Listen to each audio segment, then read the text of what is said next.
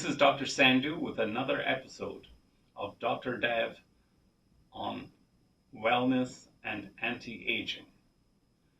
And today's topic is Senolytics. And that's just a fancy term for what happens in your body as you get older. Senescence is the process of aging of the cells. And that is primarily what is going on as we age. The cells begin to age, they accumulate all sorts of junk, they don't work as well, and then they put out inflammatory activity which affects the adjacent cells. Yeah, they call it inflammaging now. They call it inflammaging? That's another new term for me. It's a new term. And this whole senescent cells, I guess, in common parlance, they call them zombie cells. Zombie cells. They affect, the more they accumulate, the more they affect adjacent cells.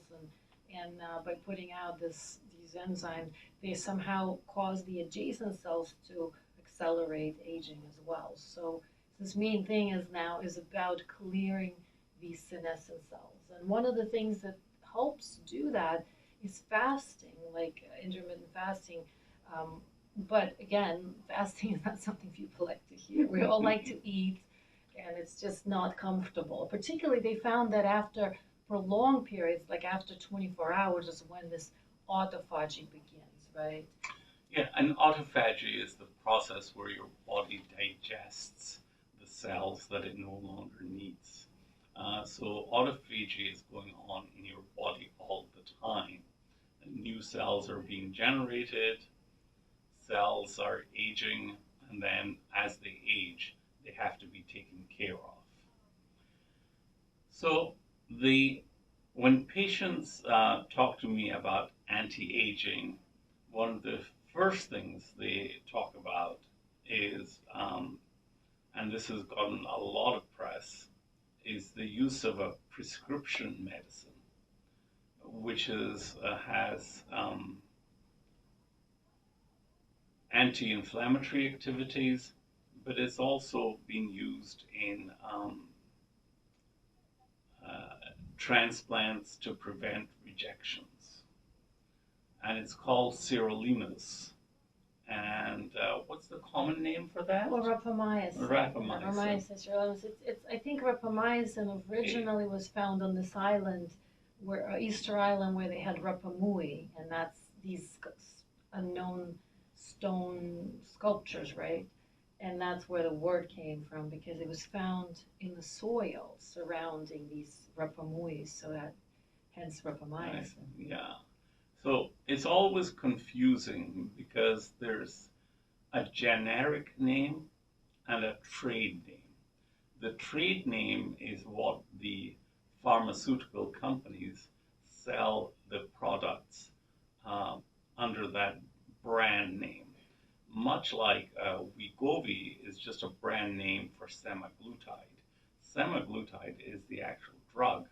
So here, rapamycin is the actual drug, and sirolimus is the branded version of it. Now, here we have to stop and kind of mention the fact that once the FDA approves a drug, it can be used so-called off-label, which means that when a drug is approved by the FDA, it is approved for a specific use. And usually, for example, Botox was originally approved for just use in the forehead between the crow's feet when it was first approved for cosmetic use. Prior to that, it had approval for a condition called torticollis in children who has hyperactivity of the neck muscles and cause their face to turn in the opposite direction. So when Botox was first used, it was used for cosmetic uses. It was used as an off-label use. It's very common though for doctors. It's a very common phenomenon. So when patients say to me, is it approved for this? Very often the answer is it's approved for other indications, but these are new indications that we can use it for. But it was never tested specifically for that indication.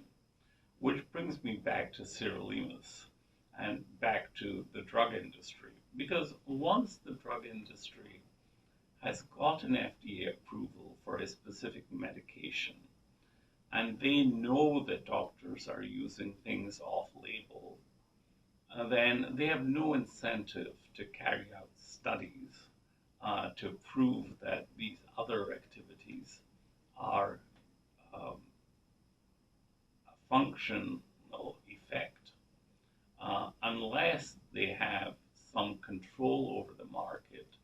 They are going to lose their patent over 15 years, so they have no interest in investing in long-term studies to show the efficacy for a different use for a drug that they already have on the market, which is a roundabout way of getting back to sirolimus and rapamycin, because the drug is now no longer patent protected. So that means that there is no one doing any studies on it, because any company could come along and make rapamycin. And like most drugs, they're very cheap to produce on scale. And so there is no incentive for any company to do any studies, which brings us to the fact that the senolytic activity of sirolimus or rapamycin was discovered accidentally and is an off-label use of the drug. Yeah, they apparently have done quite a few studies on mammals, on dogs, and if people Google it, it's actually amazing. You see these dogs that are kind of barely walking, and then you see them for like 6 weeks, 8 weeks on rapamycin, and they're much more active, much more alive. So the canine studies are pretty well established in terms of the safety and efficacy of it as being as a senolytic. They haven't conducted human studies yet, and I'm not sure, like you said, probably because no one will, because it's but there's a cost prohibitive. Yes, but there's whole, if you go, there's like a whole Reddit lines. There's so many folk confirmations of the senolytic activity, and there's several doctors that there are doctors that devote their practices just to rapamycin prescription now. Yes, I know of some. Yeah. And so that brings us to the next problem with rapamycin is what is the dose for anti-aging or senolytic? And the dosing is a little bit unclear to me, even as a specialist who's read a lot on this subject. I think it's very individual because it depends on so many variables. Like I've been on rapamycin now for quite a few years, and I seem to take what works is they take it once a week. What works is like one dosage once a week. So I take 4 to 6 milligrams once a week, and it seems to work really well. I feel great. I have tried to go up to 8 or 10 milligrams, and I noticed that I do have side effects of that dosage. So it's very dose specific, and if you go and read up, and there's so much on it. There's a New York Times article that just came out. It seems to be that 4 to 6 milligrams a week is what most people take. After that, they report things like canker sores, mouse sores, because it's like immunomodulator. Mm-hmm. So it may, for a few weeks, actually lower your immune system and make you more prone to infections. So figuring out the dosage I think, is the trickiest part for most people, because there are side effects for some people. Well, it's like all medications. I mean, everyone is individual. And although there's recommended dosages from the pharmaceutical companies, generally you have to titrate to the patient.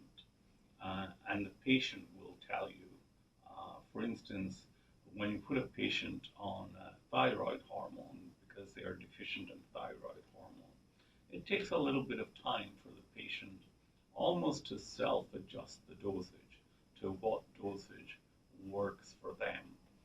There is no magic. Isn't metformin like that? I know metformin's been around for a long time as anti-aging. And I have taken it. I take the smallest dose available.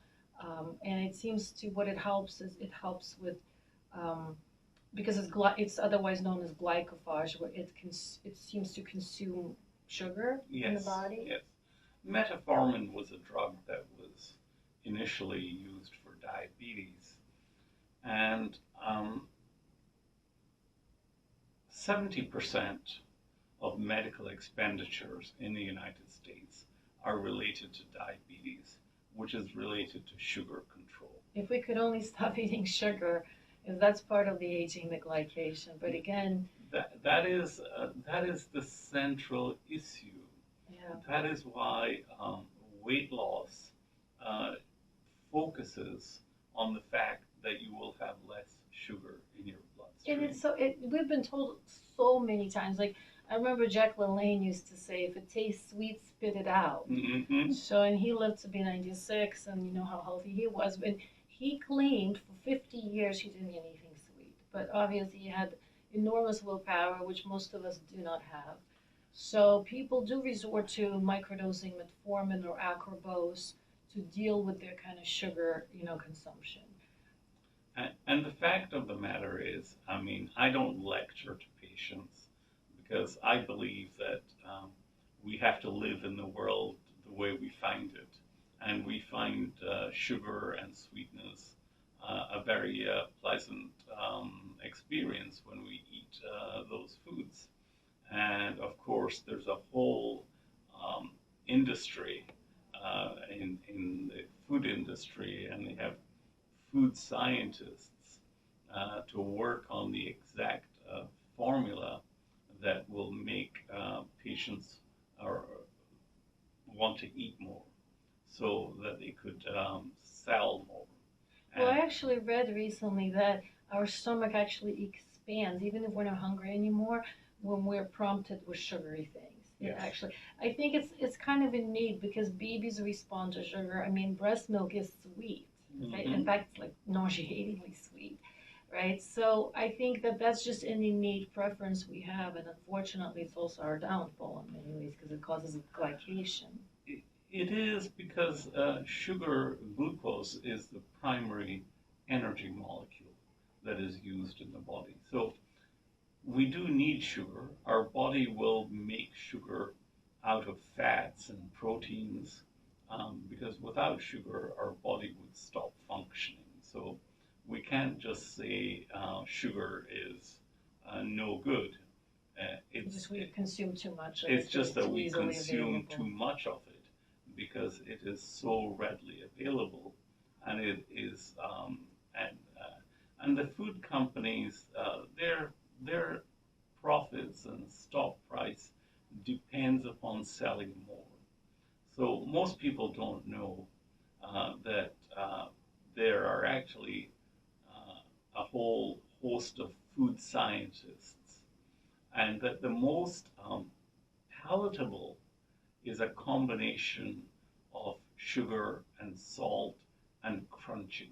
Oh, interesting. So that's why people are obsessed with chips so much. Not so much chips because they're mainly salty. I was thinking more of the candy you find at the the checkout, like Snickers bars. Things like that, Now yeah. they're just a perfect combination Yes. of salt, sweet, crunchy, and basically you can't just stop at one. You know, they say that of potato chips, you can't just eat one. But so for people who don't want to get prescription metformin, there are supplements, natural supplements that will help lower glycemic index or your sugar in your blood, like berberine. There are supplements specifically that are out there that you could get that will help you control the sugar, even if you consume it, control how your body processes it. And the same thing for people who don't want to have to get the prescription rapamycin, because it is a lot of work and you have to be very careful how much you take and so forth. There are also other senolytics, naturally senolytics. So for almost everything that's been pharmaceutically made, there is a natural herbal alternative. And that's very common because a lot of the pharmaceutical products came from herbal products. You can't walk into your doctor's office and ask them to prescribe sirolimus because unless they know about this kind of stuff and are interested in it, your average internist or practitioner is not going to know about it and is definitely not going to be writing a prescription for it. So that brings us to supplements, which are not prescription medications. They are not approved by the FDA for any specific disease or any specific problem. But over time, the supplement companies have gone back to nature and found which herbals or supplements they can utilize to create the effect that is created at much higher potency with pharmaceutical medications. Like we know, people have been talking for a long time that red wine is good for you, but it's actually not red wine, right? Mm-hmm. It's resveratrol in it, and you'd have to drink a ton of it, but you can actually just take a resveratrol supplement. And same thing with like Senolytics. They found that there's a thing in apples, right? An enzyme, or it's called biophysitin. Mm-hmm. But again, you'd have to eat a ton of apples. And in our real world, people can't like run out and eat tons of blueberries, tons of apples. I mean, we're just busy, and these are very perishable foods. And that's what makes supplements so easy, because they're able to pack the benefits of these foods in the pill format, right? Yes, yes. And that's why supplements are something that patients should consider to add to a normal, healthy diet. I mean, the basic thing is to cut down as much as possible on processed foods, with junk foods, as some people call them, to eat natural foods with leafy vegetables and Lots of fruits and vegetables. But the truth is, it's for an average person, it's very hard to be able to get broccoli and green beans and blueberries and blackberries and mushrooms and everything we know has these wonderful substances, right? Like we know reishi mushrooms have anti-cancer supplements, but the reality of an average person to be able to run out and get fresh broccoli and get pineapple for bromelain, it's just very difficult. I'm sure in an ideal world people can, but pomegranates are great for juicing because they're so high in antioxidants. But the reality is that, and I eat very healthy. I literally live in Whole Foods and Trader Joe. I'm constantly buying fruits. But sometimes they're not in season. Sometimes you can't find. Sometimes you're just too busy. So I always take supplements to supplement the things that are otherwise, would be found, like the blueberry extract or the green tea extract. so let's talk about green tea for a moment. And how is green tea different from black tea? So they found that green tea has more polyphenols Mm-hmm. and higher antioxidant level and so forth. And that's Mm-hmm. why in Asian countries you could see like Japan has such longevity. We know the Okinawa in Japan has the most number of centenarians. And what do? They drink tons of green tea. And in fact, it's an all-day ritual, and particularly matcha, which is highly concentrated green tea. And they don't put milk or sugar in their tea. Yes. It's just the green tea, Just exactly. right? So, and the other thing they do is that they eat a lot of sea things from the sea, right? And that has high iodine in it. Again, it's very, but again, for us to be able to have miso soup every day that contains all these, products of the sea is also unrealistic. So that's why people will supplement with iodine. That's why when it comes to vitamins, I don't think most people need to supplement vitamins, especially if you eat a lot of fruits, you get naturally vitamin C and so forth. But I think supplementing with these specific, um, specific specific supplements are good. Particularly, say if you have low immune system, you know that mushroom extracts will boost immune system. If you have issues with sugar, then like things like berberine will lower sugar. So once you know what it is that's your Achilles, everybody's got their Achilles, right?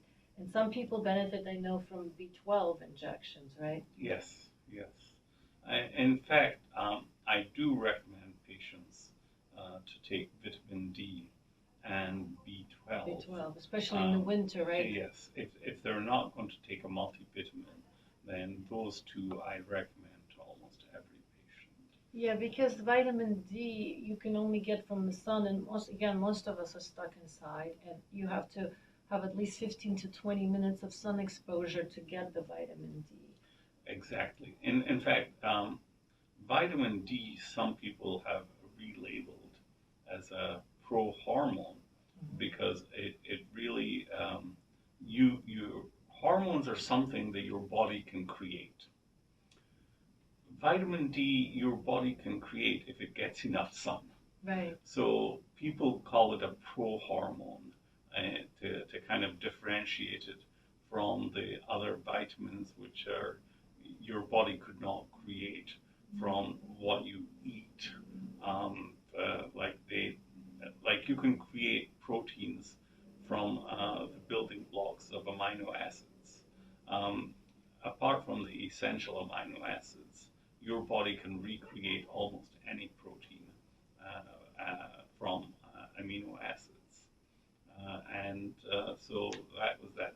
But going back to your point about iodine, so the government obviously believes in supplementation because the salt that we buy at the store is mandated by the government to be iodine enriched.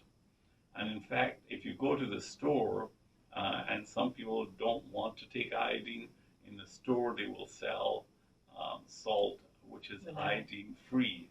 But I think they have to have a special exemption or to tell consumers there is no iodine in this salt that you bought.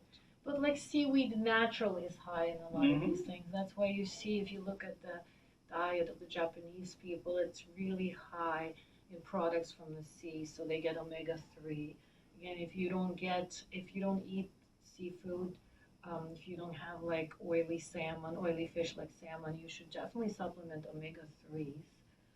They found to be crucial for brain, for skin, and that a lot of people are deficient in that because again, it's found primarily in oily fish.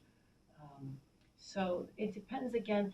The supplementation depends on a person's diet, right? Yes. If you're allergic to certain things, like people found that walnuts and nuts in general are very important. But if you are allergic to that, obviously you have to get the same nutrients in other ways. And the food companies make claims, which are probably true, that in their breakfast cereal, one bowl of grape nuts or one bowl of cornflakes, and they have packed it with all the vitamins that you would need for the day in that one serving. And they make a big play of that. However, the absorption of these vitamins can be interfered with by the fiber in the cereals. So I generally recommend to patients that they take their vitamins and supplements half an hour before eating, or wait until they've digested their food and then take That's an it. important tip. They shouldn't be taking it with their food. And that's why these supplements, really the best supplements are more bioavailable because That's a key word. If the stuff that you're putting in is not available to your body, it's just expensive urine, basically, yes, right? it's just going to pass through your intestines. And people think that their interaction with the world is their skin and everything else. In fact, your biggest interaction with the world is through your gastrointestinal tract, and it's many more square meters than your skin, and it's working all the time. As you eat, you are interacting with whatever the outside and whatever you put into your body. I mean, that's why in the ideal world you would just consume all this from food, right? You wouldn't need. But in an ideal world, we would have to run out and get blueberries and blackberries and mango and pineapple for bromelain and all these things, and have our apples and have broccoli and artichokes and mushrooms and beans. But that is really not That's not realistic for most realistic for most people. And in reality, the even the added stuff to processed foods is not bioavailable, which is the real issue.